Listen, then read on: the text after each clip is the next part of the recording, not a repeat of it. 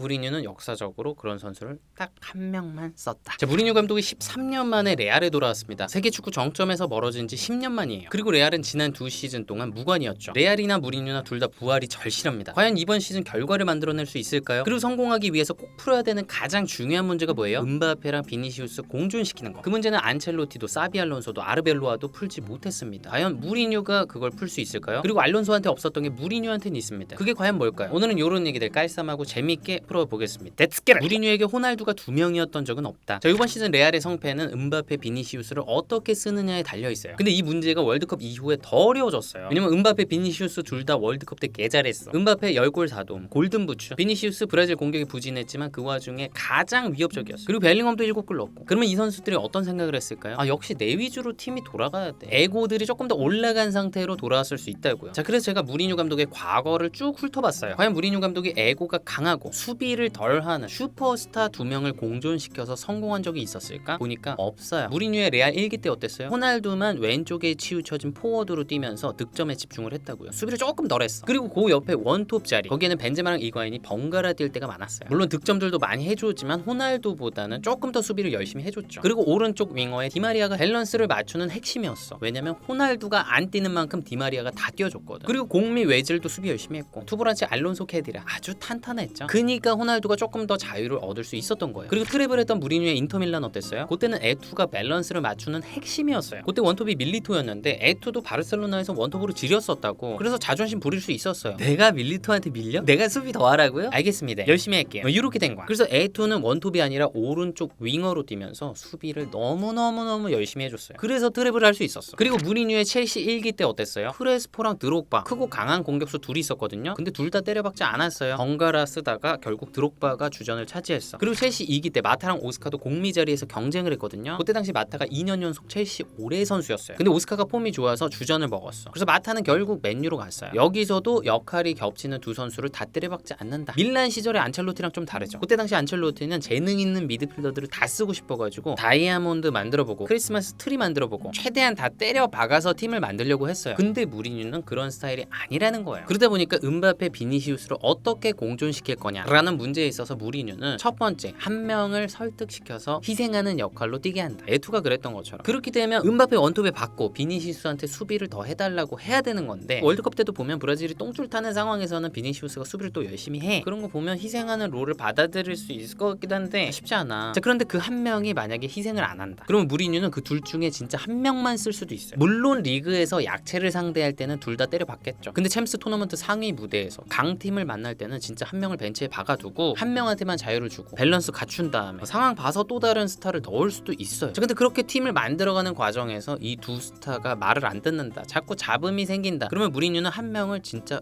보내버릴 수도 있어요. 그리고 레알이 어떤 구단이에요? 호날두도 보내고 라모스도 보내고 스타들 다 내보내봤던 구단이에요. 그리고 현재로서는 레알이 비니시우스 측에 야, 재계약할 건지 이적할 건지 확실히 입장을 정해줘라, 요렇게 요구하고 있는 상황인데, 비니시우스 입장에선 섣불리 결론을 내기가 힘들죠. 일단 무리뉴랑 해봐야 될 거 아니야. 그리고 자기를 얼마나 신뢰하는지 짱 봐야겠죠. 자, 그래서 결론적으로 지금의 레알에는 말하자면 호날두가 2명 있는 셈이거든요. 근데 무리뉴는 역사적으로 그런 선수를 딱 한 명만 썼다. 근데 제가 개인적으로 예상하기에는 왼쪽에 비니시우스, 원톱에 음바페, 공미에 벨링엄 받고 일단 다 열심히 뛰어보세요 하고 열심히 안 뛰면 그때부터 이제 조련 들어갈 것 같아. 선발 제외 한번 시켜보고 인터뷰로 자극해보고. 알론소에겐 없었고 무리뉴에겐 있는 것. 자, 결국 레알의 스타들 데리고 무리뉴 감독이 교통 정리를 할 때 필요한 게 뭐예요? 결국 파워 게임이야, 정치 게임이야. 자, 근데 알론소한테는 구단의 지지가 없었어요. 근데 무리뉴는 지금 그걸 갖고 있습니다. 페레즈 회장이 무리뉴한테 엄청난 힘을 실어주고 있어요. 가장 대표적인 예가 선수 영입하는데 영향력을 미치도록 한 거예요. 무리뉴가 이번에 부임할 때 보강을 요구했던 포지션이 오른쪽 풀백, 왼쪽 풀백, 센터백, 그리고 창의적인 미드필더였거든요. 근데 다 샀어. 그리고 그 선수들을 설득하는 과정에서 무리뉴 감독이 직접 전화를 걸어서 영향력을 행사했어요. 그리고 지금 레알 이적이 거의 확실시되는 얀 디오망대도 무리뉴가 직접 전화했다고 하고요. 그러니까 페레즈가 무리뉴한테 원하는 선수들 사서 꾸려보세요, 이렇게 얘기를 한 거예요. 그리고 지금 무리뉴는 마음에 안 드는 선수를 내보낼 수 있는 힘도 있어요. 곤살로 보냈죠. 마스탄투오노도 보낼 예정이고, 그리고 카마빙가한테는 이번 시즌에 많이 못 뛸 수도 있어, 이렇게 얘기를 했대요. 근데 카마빙가는 남아서 주전 경쟁을 해보겠다, 요런 상태래요. 자, 그러니까 무리뉴는 알론소와 다르게 실질적인 영입 방출 권한을 갖고 있어요. 그러면은 선수들이 감독 말을 들을 수밖에 없다. 말 안 들으면 게임 못 뛰고 딴 데 가야 되는데 어떻게 안 들어요? 그리고 알론소 때 분위기가 안 좋아진 결정적인 계기가 뭐예요? 그때 당시에 불만이 있었던 선수들 선수들이 회장이랑 다이렉트로 소통을 했다고요. 근데 지금 레알 보드진이랑 무리뉴랑 얘기하고 있는 게 뭐냐면 1군 선수들과 보드진 사이를 조율하는 직책을 신설하려고 하고 있어요. 이게 뭔 얘기야? 선수들이 회장한테 다이렉트로 얘기 못하게 하겠다는 거예요. 그 자리에 페페가 논의가 됐는데 무산이 됐대요. 근데 그렇다고 하더라도 이 새로운 직책을 논의하는 것 자체가 굿이에요. 왜냐면 그 다이렉트 소통이 문제의 핵심이었다는 걸 인지하고 있는 거거든요. 그리고 그걸 해결하려고 노력하고 있다는 거거든요. 또 다른 말로 하면 감독의 권위를 구단이 제도적으로 지켜주겠다, 이런 거예요. 자, 근데 페레즈는 왜 무리뉴한테 이렇게 많은 힘을 주는 걸까요? 제가 추측하기에는 무리뉴한테 힘을 주는 게 지금 레알을 부활시키는데 가장 확률이 높은 방법이다, 그렇게 생각을 해서지 않을까 싶어요. 알론소가 감독일 때 페레즈가 힘을 많이 안 주고 왜 자꾸 비니시우스 빼는 거야, 이런 걸 다 티를 냈던 이유도 비니시우스 쓰는 게 레알 성공의 가장 확률이 높은 방법인 것 같은데 라고 생각해서였을 거예요. 그러니까 페레즈의 궁극적인 목적은 슈퍼스타들 이렇게 해주는 게 아니라 레알을 성공시키는 거예요. 근데 지금 선수단 분위기를 봤을 때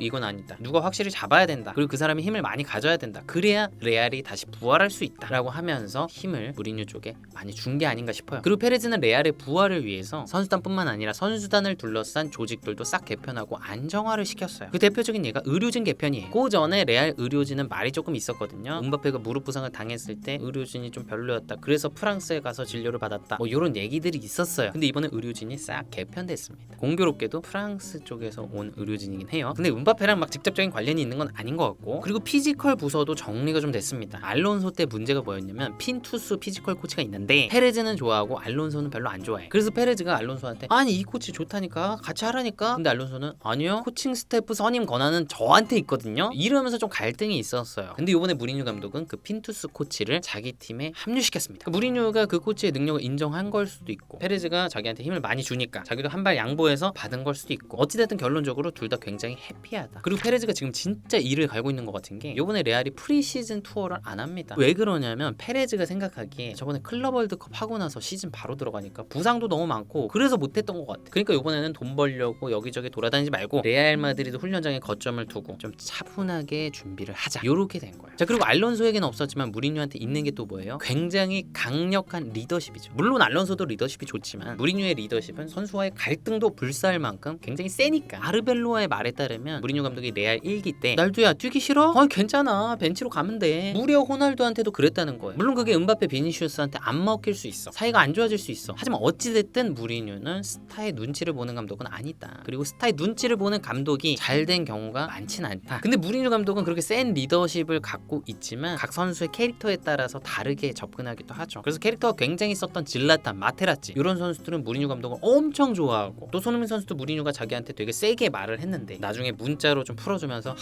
이분 리더십 좋구나 이렇게 느꼈다고 하잖아요. 그러니까 어찌됐든 무리뉴 감독은 스타들, 에고가 강한 선수들을 많이 다뤄본 감독이고, 그래서 이 선수들도 좀 잘 컨트롤할 수 있지 않을까 기대가 되는 건 사실입니다. 네, 오늘도 이렇게 꼼꼼히 분석하고 있는데요. 아시는 분들은 아시겠지만 제가 성격이 워낙 꼼꼼합니다. 그래서 축구뿐만 아니라 뭐 하나 살 때도 여러 군데로 꼭 비교해요. 최근에는 고정비를 줄이려고 알아보다가 가족들 지원금까지 챙겼는데요. 자, 집에서 쓰는 인터넷, 정수기, 휴대폰부터 카드, 캐시백까지 약정 지났는데 그냥 두면 최대 152만 원 손해더라고요. 이게 나라에서 정한 지원금이라 당연히 챙겨야 되는 내 돈인데 본사에선 안 알려주니까 놓치시는 분들이 진짜 많아요. 아정당 전화 한 통이면 설치 당일에 바로 쏴줍니다. 여기가 업계에서 유일하게 통신사 8곳 비교해서 최저요금 알려주고 다른 곳보다 혜택이 적으면 차액 120%까지 보장해줘서 진짜 믿음이 가더라고요. 진짜 안 할 이유가 없어요. 또 최근에는 단통법이 폐지되면서 휴대폰 지원금을 더 받을 수 있는 방법도 있는데요. 아정당 카톡 친추만 해주셔도 혜택 많은 대란 때마다 알림이 오는데 이때 사시면 오히려 돈을 받고 사실 수 있습니다. 아이폰 공짜로 주는 이벤트도 하길래 저도 친추해놨어요. 통신비만 줄이고 싶으신 분들은 아정당 알뜰폰 진짜 추천드려요. 데이터 무제한 요금이 월 10,000원도 안 해서 가성비 진짜 좋습니다. 이렇게 요금 낮춰서 아낀 돈이랑 지원금이랑 해가지고 저 다음 월드컵 때는 진짜 와이프랑 같이 직관 가야겠습니다. 진짜 변수는 전술이 아니라 말. 자, 결국 레알의 성패는 무리뉴 감독의 정치력, 사람을 다루는 능력에 달려있는 거예요. 근데 그 과정에서 가장 중요한 게 뭐예요? 무리뉴 감독의 말입니다. 감독이 어떤 말을 하느냐에 따라서 레알의 분위기가 아주 안 좋아질 수 있고 아주 좋아질 수가 있는 거예요. 거예요. 근데 그런 측면에서 최근에 무리뉴 감독이 어떤 말들을 해왔나 보면 옛날하고 다르지 않습니다. 굉장히 세요. 사고를 많이 쳤어요. 특히 튀르키예 페네르바체 맡을 때 한 번은 심판 판정에 항의해가지고 카메라 바로 앞에다가 노트북 화면을 딱 하니 놨어. 이거 보세요. 이거 50 맞잖아요. 이렇게 항의한 거죠. 그래서 징계 먹었어요. 그리고 라이벌 갈라타사라이에 대해서 얘기하면서 원숭이라는 단어가 포함된 얘기를 해가지고 오해가 쌓여가지고 그쪽에서 고소하고 무리뉴랑 페네르바체가 맞고소하고 난리가 났었어요. 그리고 그 갈라타사라이 감독 코 잡아 당기고, 그리고 무리뉴가 항상 하는 게 뭐예요? 우리 팀은 피해자다. 거대한 시스템과 싸우고 있다. 약간 이런 음모론을 많이 주장하죠. 최근에도 계속 그래왔습니다. 물론 그런 것들이 과거에 성적 잘 나올 때는 야 역시 무리뉴 선수들한테 부담 가지 않으려고 자기한테 언론의 관심을 싹 다 끌어오네? 이런 식으로 잘 포장이 됐지만 최근에는 성적이 안 나오다 보니까 아 무리뉴 팀 분위기 다 망치네. 우리 팀 이미지 다 깎아먹네? 이런 식으로 얘기가 되기도 해요. 물론 무리뉴 감독이 요번에 레알 부임하고 나서 인터뷰에서는 나는 비판을 하거나 말하러 온 게 아니다. 듣기 위해 왔다. 그리고 최근에 레알의 잡음에 대해서는 내 눈으로 직접 확인해야 된다. 지금은 그런 얘기 할 때가 아니고 원활하고 솔직한 대화의 문을 여는 시간이다. 신사답게 인터뷰를 했어요. 근데 어떤 구단에 부임할 때마다 초반에는 이런 얘기를 싹 합니다. 근데 이제 시간이 지나면 시작되겠죠. 그런 것들이 우리 축구 팬한테는 또 다른 즐거움이기도 하지만 레알의 분위기가 스무스하게 흘러가는 데에는 좋지 않을 수도 있다. 무리뉴의 축구는 정말 낡았을까? 자, 무리뉴가 실질적으로 어떤 축구를 할지도 굉장히 궁금하죠. 기본적으로는 4-2-3-1을 쓸 거예요. 왜냐면 예전에도 그랬고 최근에도 계속 그래 왔거든요. 그리고 빌드업 할 때는 이 형태가 조금 바뀌어요. 한쪽 풀백은 올라가고 한쪽 풀백은 내려가고, 그래서 뒤에 3백 만들고 그 앞에 투보란치 놓고 요즘에 가장 유행하는 3-2 구조로 빌드업 하는 거죠. 그래서 수적 우위를 만들고 서로의 거리를 짧게 해가지고 패스 돌린 다음에 상대의 전방 압박을 유도해요. 그리고 라인 깨는 패스를 쫙 집어넣죠. 그리고 공간 열리면 앞으로 가는 거예요. 알론소는 선수들의 동선, 위치, 패스 타이밍 이런 것까지 하나하나 통제하려고 하는 전술가 스타일이었거든요. 근데 무리뉴는 알론소보다는 조금 단순한 편이죠. 우리 팀이 하려고 하는 거 그냥 명확하고 단순하게 전달해. 그리고 선수들 각각의 역할도 비교적 단순하고 명확해요. 그리고 그런 스타일이 퀄리티가 높은 레알 선수들한테는 더 맞을 수도 있죠. 그리고 안첼로티가 레알에서 잘했을 때 그런 느낌이었잖아요. 선수들한테 조금 더 많은 자유. 그리고 무리뉴 감독은 직전에 벤피카에서도 리그에서는 조금 공격적으로, 그리고 챔스에서는 수비 라인 내려서 역습 그런 식으로 했거든요. 근데 레알에서도 그렇게 할 수도 있을 것 같아요. 그리고 안첼로티가 그렇게 해서 챔스 잘 먹었잖아요. 근데 최근까지 무리뉴 축구에 대해서 비판이 있는 게 뭐예요? 너무 수비 제한적이다. 너무 안정적이다. 페네르바체 보드진도 우리가 조금 더 주도하는 축구를 했으면 좋겠는데 이런 아쉬움으로 잘랐던 거고, 벤피카에서도 리그 무패를 하긴 했지만 무승부가 너무 많아. 그래서 조금 답답해하는 사람들이 있었죠. 근데 그런 얘기가 나올 때마다 무리뉴 감독이 하는 얘기가 뭐예요? 나 되게 공격 잘하는데 스페인 역사상 가장 많은 득점을 한 팀이 11-12 시즌에 네 레알이었는데 이런 얘기 많이 하죠. 그리고 또 무리뉴가 여전히 좋아하는 게 키 크고 강한 공격수예요. 그래서 레반테에서 카를로스 에스피란 선수를 영입해왔어요. 그러니까 옛날에 드록바, 페네르바체에서 제코, 이렇게 키 크고 강한 선수들의 계보를 잇는 그런 영입. 그리고 그 선수를 향해서 크로스 올리는 것도 좋아하죠. 그래서 페네르바체나 벤피카 최근에 맡았던 팀들에서도 크로스 성공 횟수가 리그에서 1등이에요. 여전히 크로스를 좋아한다. 그래서 무리뉴의 축구가 낡았다라고 표현하는 사람들도 있지만 이번 월드컵 보세요. 크로스가 좋은 공격 방식이에요. 물론 아웃스윙은 좀 그렇지만 아르헨티나나 스페인 보면 반대발 윙어가 인스윙으로 팝포스트 보고 올리는 거 요즘에 아주